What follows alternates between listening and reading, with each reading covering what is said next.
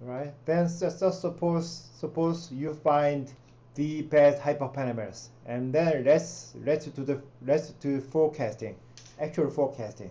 Okay, so then let me save this file. Okay, okay, this is just forecasting.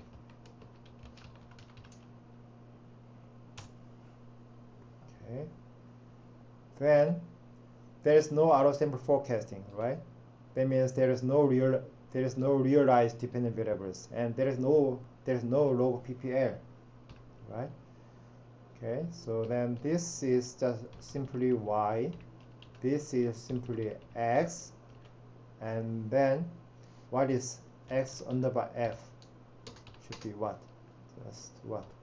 1, and here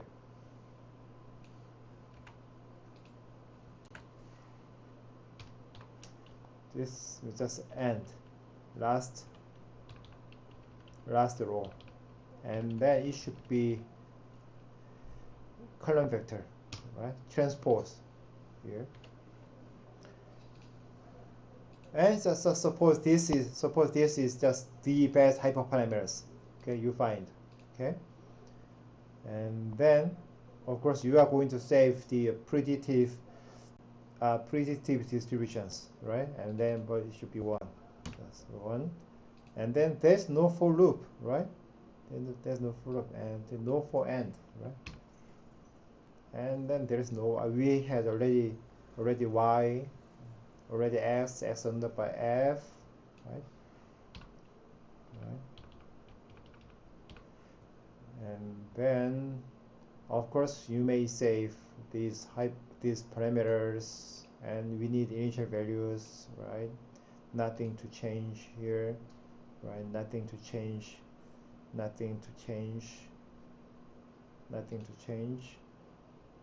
right? Oh, we don't need this end, right? We don't compute PPD error. We can't compute PPD because we don't have realizations, right?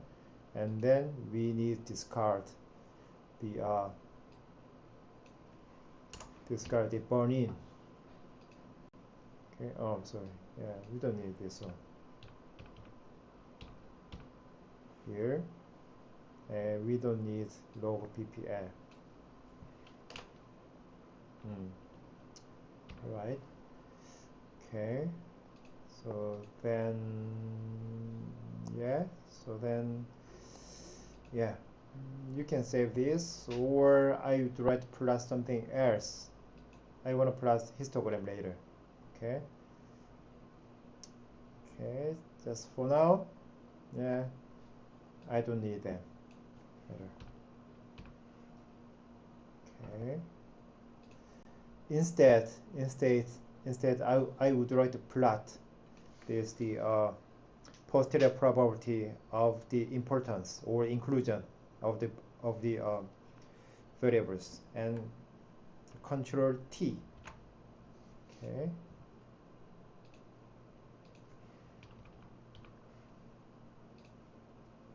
Okay. So then let me run this. Oh, no y full. Okay, so this must be y.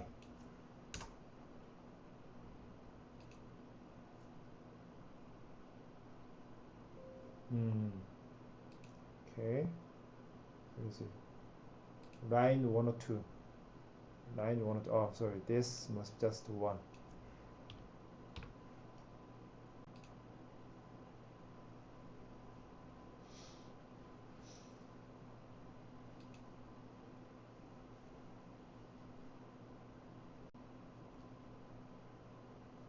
Okay. This is quite I would say normal. Okay, normal, right? So okay, what is this? What is this one? This is the first one, interceptor. The second one is what? This is yt minus 1. Okay, so lag dependent variable. Okay, once lag dependent variable included, then this is highly likely to be most important, and the other independent variables the other independent variables are that become much less important than before. Okay, because this is this has so much prediction ability compared to the other uh, independent variables. This is quite usual. Okay, this is quite usual. Okay, right? It's usual, but that does not mean that this is the best one. Okay, so that's why you have to try. That's why you have to try various words. So many different hyperparameters.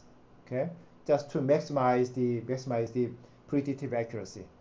Okay, and then let me plot the predictive distribution. Okay, okay, here.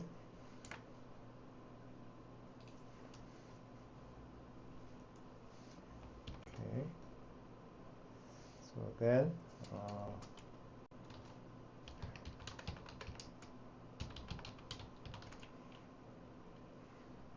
okay, so then say histogram. Okay, I'm going to plot YFM.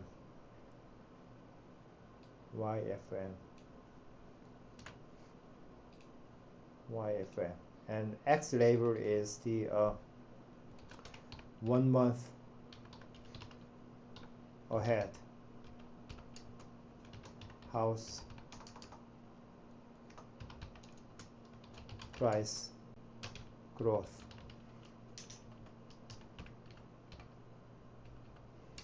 rate. Okay, and then this is not just nothing. Okay, and then there's nothing. Okay, so then let me plot this, and here F9.